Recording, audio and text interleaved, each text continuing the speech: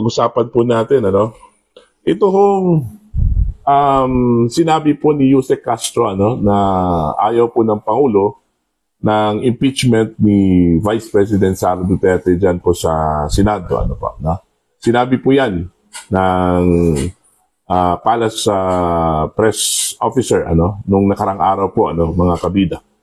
Pero dito ho sa post po ni Anthony Tabierna, mga kabida, malinaw po, ano, na mismo ang Pangulo ang nagsabi. Okay?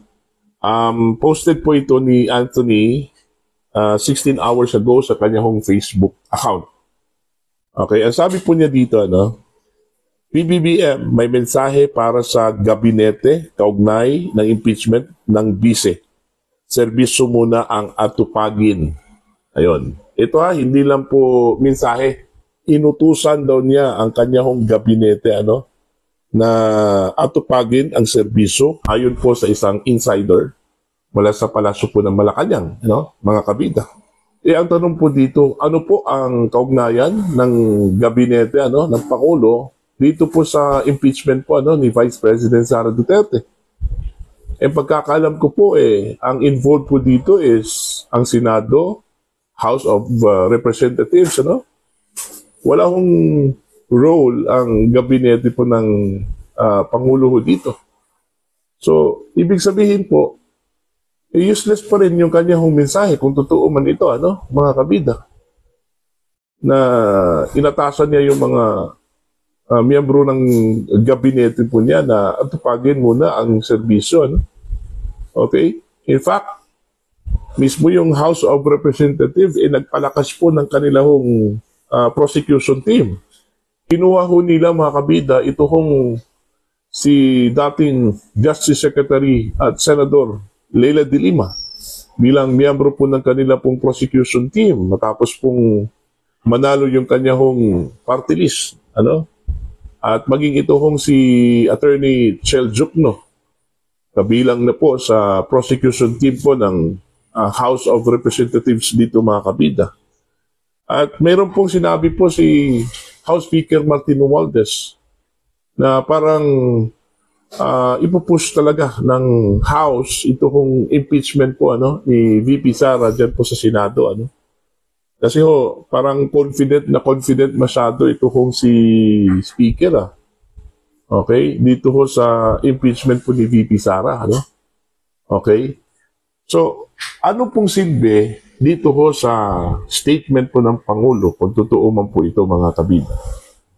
Yung sinabi po ni Yusek Castro na hindi ho ipupush ng Pangulo ng impeachment. Hanggang salita lang po yun, di ba? Wala hong kagat yun, mga kabida. Kasi unang-una po ang nangyari po ngayon, perception po ngayon, mga kabida, sa Pangulo ay isang lame duck president na po, ano? After walang effect yung kanyang endorsement. After na ang kanyang mga kandidato po, karamihan ay hindi ho nanalo po, mga kabida. Diba? So hanggang salita na lang po ito si Pangulong PBBM. Wala hong silbi at walang kagat po, mga kabida. Sa akin po is 100% matutuloy talaga itong impeachment ni VP Sara. So wala hong pwedeng pumigil ho dito kasi unang-una po mandato po ito, ano, ng Kongreso, ano. Okay? Hindi ho pwedeng itigil po ng Senado ito hong impeachment dahil sinabi lang po ng Pangulo na ayaw po niya ng impeachment ni VP Sara, ano.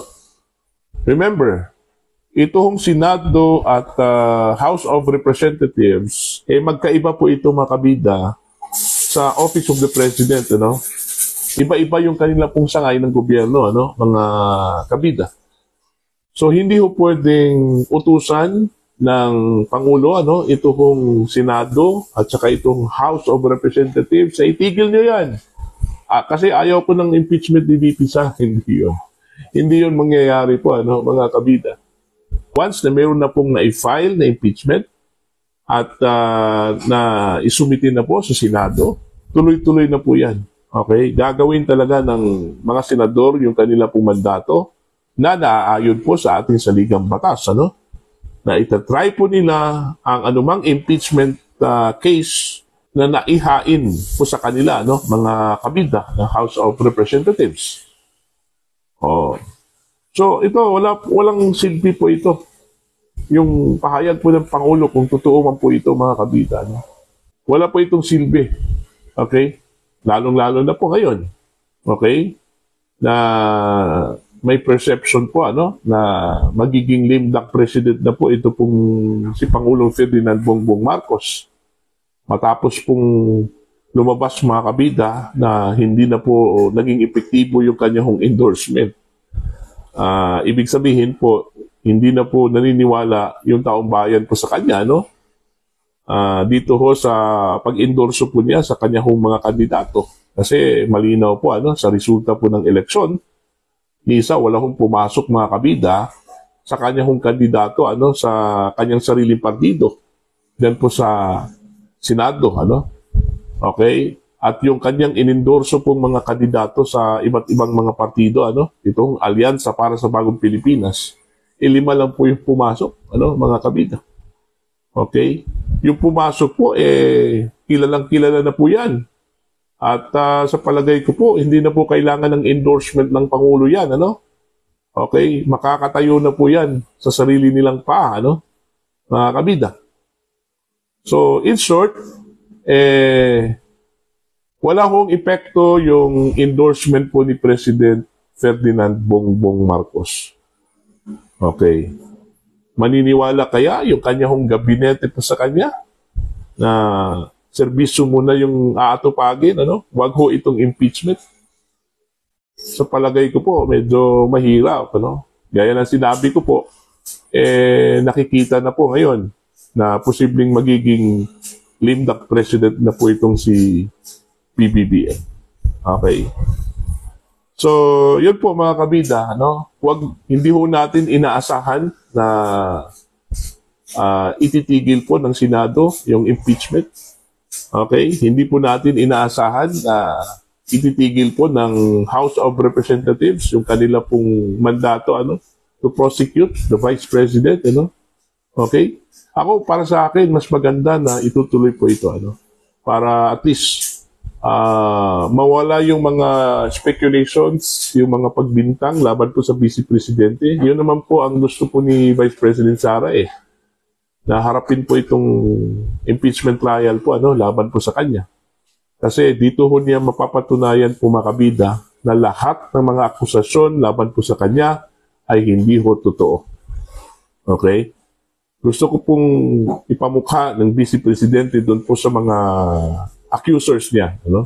Lalong-lalo na po ito hong mga sinasabi ho nilang mga prosecutors ng House of Representatives na isang panaginip lang po yung kanila pong aligasyon, ano, laban po sa Vice Presidente po ng Pilipinas. At alam po natin na kayang-kaya yan, ano, ni Vice President Sara Duterte na mapatunayan yan po sa Senado yung kanyang pagiging inosente po, mga kabida.